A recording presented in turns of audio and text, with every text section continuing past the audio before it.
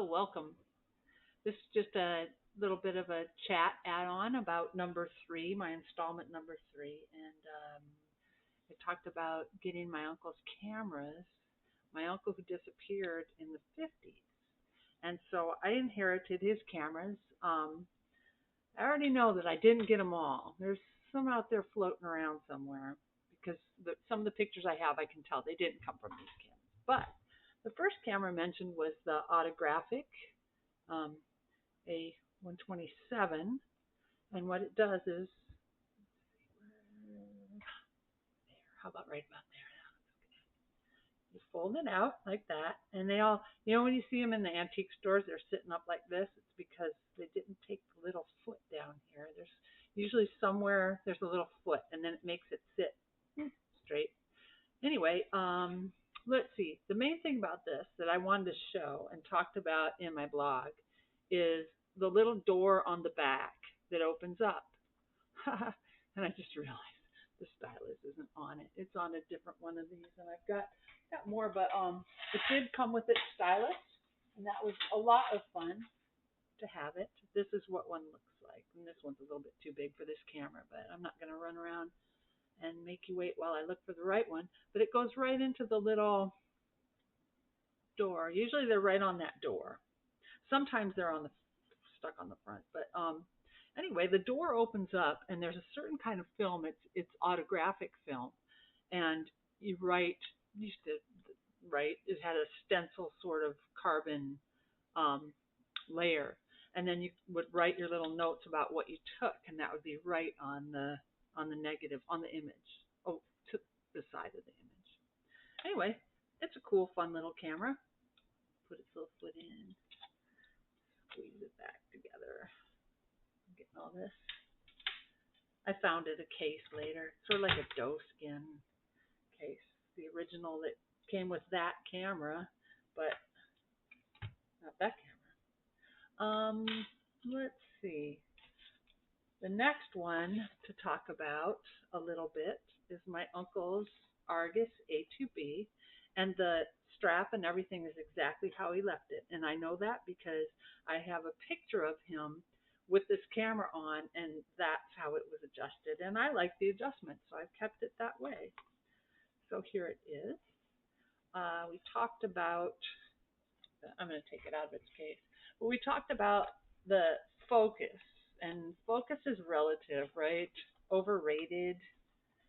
So this camera kind of can focus. I don't know, maybe some people have the skill better than I do. But what it does is the lens, you turn it one way or the other, it pops out. If you have it all the way out and clicked, that is a closer focus, meaning about, I think it's probably 6 feet to maybe 15, something like that. If you push it back, turn a little bit so that it hangs up and it's back a little bit, that is considered infinity. So, it's, like I said, it's all relative. It's a cool camera. But it's got a little clip that's a bit difficult to open. Open up the back, and that's where you put your 35mm film.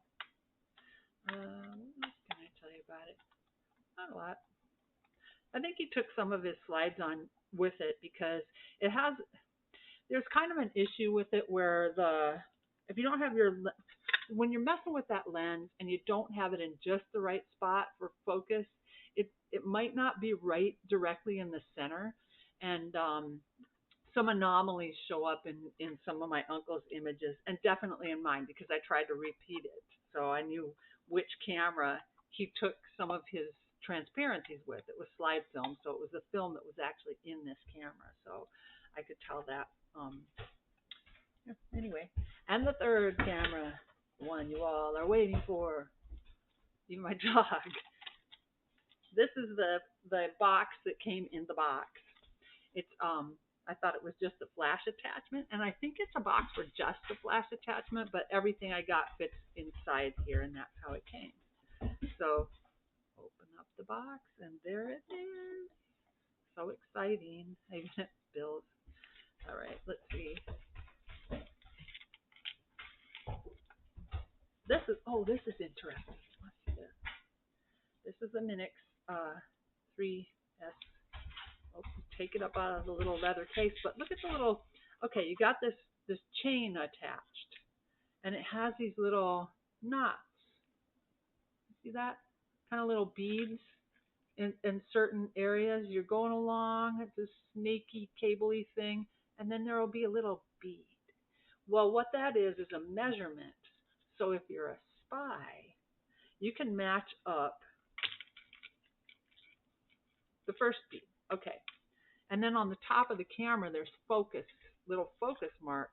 Well, you can match that up. The very first one would be the 8 inches. I think I'm reading that right. And 8 inches. So you know how far away you are from your paperwork. And so you'll know, oh, focus there. Because you can't look through it and see the focus. You have to just wing it pretty much, or use a rangefinder, separate rangefinder to figure out your focus. So anyway, there's 8, 10, 12. The different beads are the different distances from whatever sort of spy paperwork you're trying to photograph.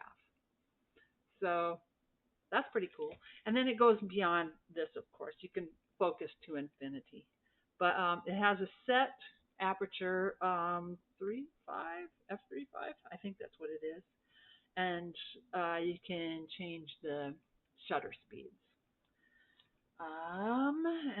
And I did get it repaired, so it works. I've used it many times. The film that goes in there is pretty cool. I ordered this from Blue Moon in Portland, and it says spy film. It's really cute. And it comes in these little cartridges.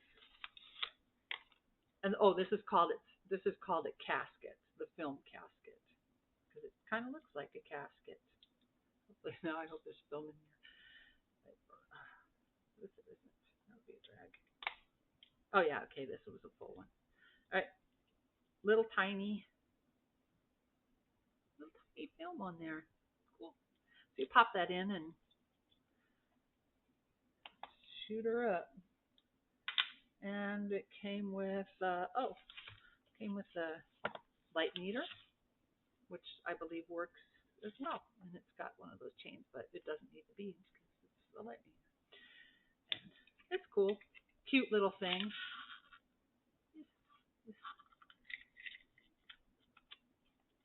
And then the flash attachment, which is like a peacock.